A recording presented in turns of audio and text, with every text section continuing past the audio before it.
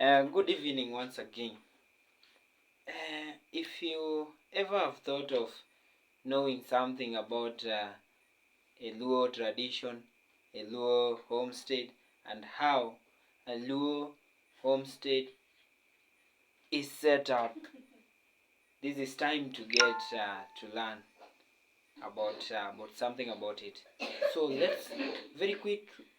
Let's go to learn something about Luo homestead. A traditional Luo home is called dala or pacho. Luos are now known for their luxurious lives and big homes.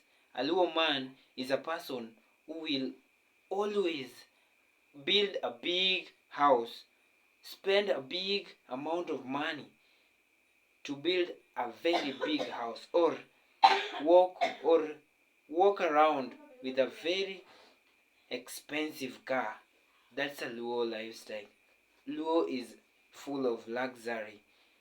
Strict adherence to Luo culture was and still observed in a Luo homestead setup. A Luo man ought to build at least 4 houses in his lifetime. As a young bachelor like me, he is to build a small hut called Simba. I said Simba. At the gate, but within the compound to the parents. Like me, as the first son of my mother, I am to build a Simba to the right hand side of our homestead. When he marries, like I'm gonna marry in 1 or 2 years time, he demolishes the Simba and builds another house, which is loosely referred to as the woman's house. The second house is for his woman or his wife. It is solely dedicated to his wife. When the time comes that he feels that he is a man enough, like in the Luo we say, ka omulo mwande, oting'o mwande e lwete to winjo ka pek moloyo mar wuon-gi. He moves, or let me say, ka duong'. I don't know if you're getting that tongue twister. Like ka duong' wuon-gi. He goes ahead to move out of the parents' compound. Owuok oko e compound mar babane. Ogedo oko mar compound no. And he builds his own homestead. We call it Goyo Dala. I said Goyo Dala. He is to erect the house Ligala strictly within a day. And must spend the first night or nights in it. This is regardless of whether the construction is complete or not. Let me say, for example, you build and the people or the villagers who are helping you to build this kind of house are tired on the way. Even without making the roof, you have to sleep in that ligala. Let's continue.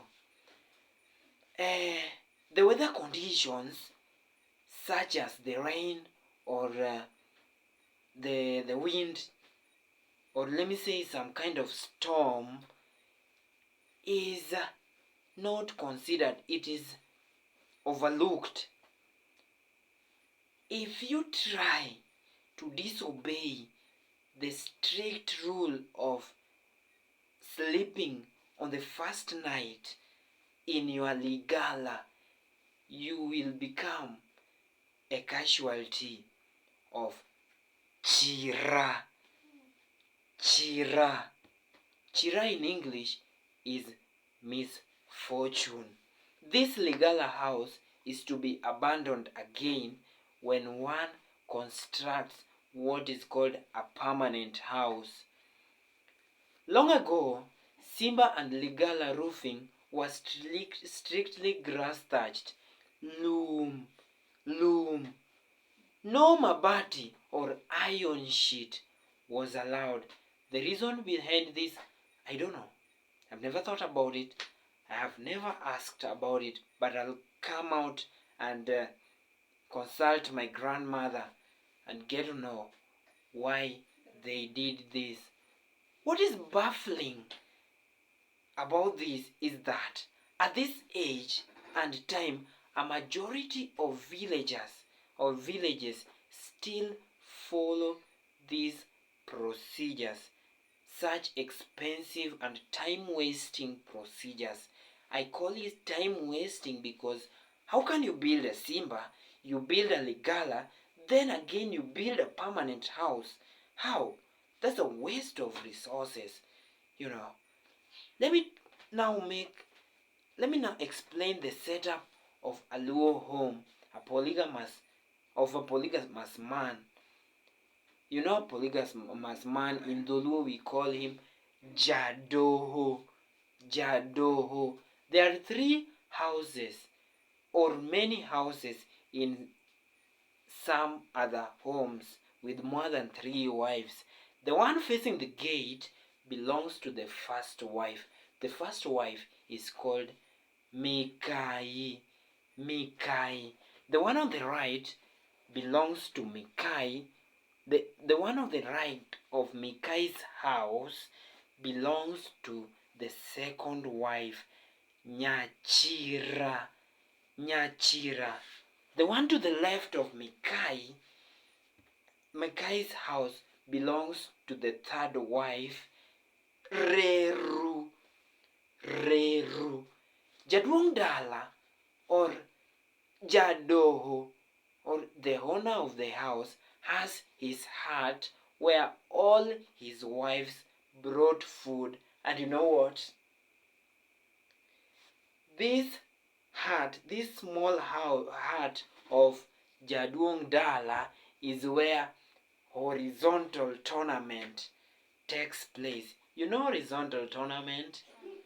I know you know it. Yeah. It is also called, to some of us who engage with things engineering, we call it horizontal engineering. This is where horizontal engineering takes place. I know you get it.